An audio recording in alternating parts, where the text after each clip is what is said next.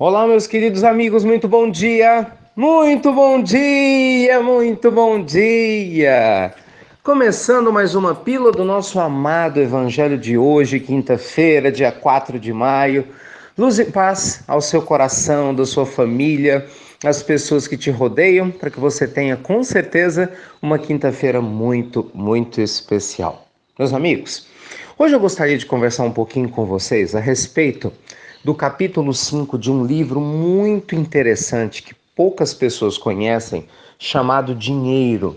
É um livro psicografado por nosso amado Chico Xavier, né, pela presença abençoada do Espírito de Emmanuel. Esse capítulo 5, gente, ele se chama No Templo do Bem. Eu vou ler só um pedacinho dele para que depois a gente possa conversar, tudo bem? Olha só. Elogiável se te fará a beneficência nas atitudes, despendendo somas consideráveis quando for possível, em favor daqueles que são necessitados. Mas se buscares tu, pessoalmente, os irmãos infelizes, oferecendo-lhe o abraço carinhoso de solidariedade e bom ânimo, certamente teu coração irá brilhar dentro da bondade pura. Cooperarás com expressiva parcela de dinheiro na obra assistencial aos doentes, e certamente, se puderes fazer isso, será credor da alegria e reconhecimento de muitos beneficiários da terra. Entretanto, não se esqueça que, se além disso você confiar ao esforço de auxiliar ao enfermo e ao desvalido com tuas próprias mãos, contarás com a ternura e com o agradecimento não apenas daqueles que estão na terra, mas sim de outras muitas criaturas na vida maior. Gente, olha que preciosidade. Primeiro, que esse livro é maravilhoso, né? Eu sempre recomendo ele aqui àquelas pessoas que têm conflitos com a questão financeira, que estão passando por dificuldades financeiras. Eu sugiro que leia o capítulo 16 do Evangelho segundo o Espiritismo, que é um capítulo magnífico, mostrando bem o papel do dinheiro na vida do homem e o nosso papel, né, o papel do ser humano, do homem, da mulher, enfim, em relação ao dinheiro. E esse livro de Emmanuel, que é uma maravilha, ele é fininho, gente, mas tem uma sabedoria muito profunda contida nele, ajuda muito nós ampliarmos a nossa visão do ponto de vista espiritual na ligação com o dinheiro. Porque muita gente tem resistência, fala mal, diz que os problemas do mundo vêm do dinheiro, e não tem nada disso, né? Os problemas do mundo vêm do egoísmo humano. Dinheiro é só um instrumento como qualquer outro, que depende da pessoa que o manuseia, concorda? Tem pessoas que sabem que são fiéis depositárias de Deus, então o recurso material vem é muito bem distribuído. Há outras pessoas que infelizmente se apegam à matéria e se esquecem do seu caráter transitório, né? Mas vamos voltar para esse capítulo 5 lindo aqui dessa obra de Emmanuel. Olha o que ele fala, que no Templo do Bem, né, eu li para vocês 2 pequenos parágrafos, nós podemos até doar financeiramente, é importante a pessoa que tem, lógico, fazer isso. Imagina, você pode ajudar, né, uma instituição que faz lá comida para pessoas que estão em necessidade, que pode comprar roupa para pessoas que estão passando frio, que têm necessidade de roupas, é claro que isso vai fazer uma diferença grande. Não é? Se você doa financeiramente para qualquer família que está necessitando pagar a conta de água, de luz e está sem condições financeiras, é lógico que isso é muito importante. Indiscutivelmente, se você tem condições de doar, se eu tenho, se nós podemos, é nosso dever auxiliarmos uns aos outros, né? Nos amando uns aos outros, tanto do ponto de vista material, mas também, e é aqui que eu quero enfatizar a fala de Emmanuel, do ponto de vista espiritual. Porque o que acontece, gente? Muitas pessoas, para dizer, né, que fizeram sua parte, aquela ideia, vou lavar minhas mãos, né? O sujeito às vezes fala, eu já faço minha parte, eu dou tanto do dízimo na igreja.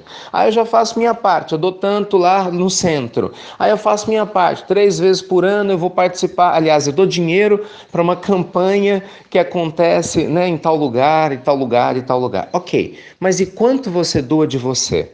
Quanto você doa da sua alma, do seu tempo, do seu carinho, da sua presença?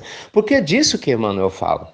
Lógico que a doação financeira para quem necessita, gente, é uma bênção e isso é um fato.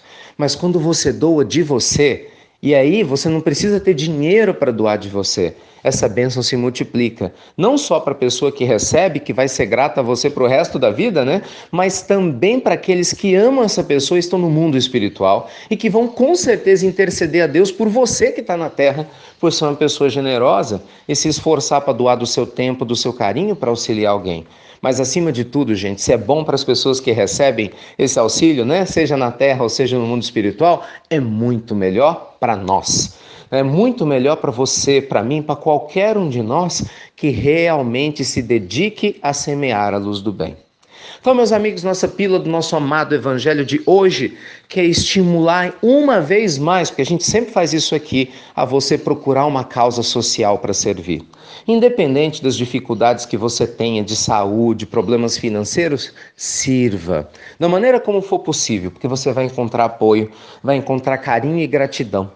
Todas as vezes que a gente se dedica, né, a servir, apesar dos nossos problemas, nós crescemos aos olhos de Deus. Nós crescemos aos olhos dos amigos espirituais que nos observam em silêncio, observando o nosso esforço em auxiliar a dor do nosso irmão, mesmo quando nós também temos as nossas dores, né? Isso é muito importante. Pode observar que pessoas que se doam, que se dedicam a trabalhos sociais, elas têm muito menos tempo para reclamar de depressão, de tristeza e de angústia. As pessoas, eu sempre repito isso aqui, depressivas que eu conheço, são pessoas que ficam trancadas dentro de casa, isoladas dentro dos seus quartos, se queixando da vida, reclamando do passado, de alguma perda, duvidando da sua capacidade de vencer a vida, de caminhar no futuro, mas curiosamente não fazem trabalho social. Será que não tem uma relação de causa e efeito? Você acha que é coincidência? Não, meus amigos, não é não. Tanto não é que do ponto de vista da terapia, né, a laborterapia, a terapia do trabalho é apontado como uma das alternativas para ajudar qualquer pessoa no mundo a se libertar da depressão. Isso quer dizer o quê? Amar, servir, ser útil, estender a sua mão para alguém que, como você, também tem problemas.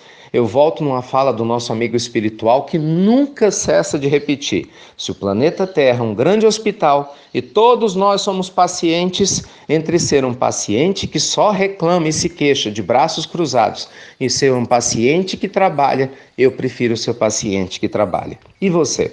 Qual é a sua escolha? Que Deus te ilumine e te abençoe nessa quinta-feira, que as suas reflexões sejam iluminadíssimas e que você possa servir, seja com recursos materiais, seja com seu sorriso, com seu tempo, com seu abraço, com seu carinho, com a sua visita ao enfermo, seja como for a humanidade que precisa tanto de corações generosos como o seu. Tá bom? Fiquem com Deus então, amigos queridos. Muito obrigado por compartilharem a pílula do nosso amado Evangelho. Nunca vou me cansar de repetir. As pessoas às vezes dizem, não, Ricardo, você agradece sempre. E agradeço pouco, devia agradecer 3 vezes mais.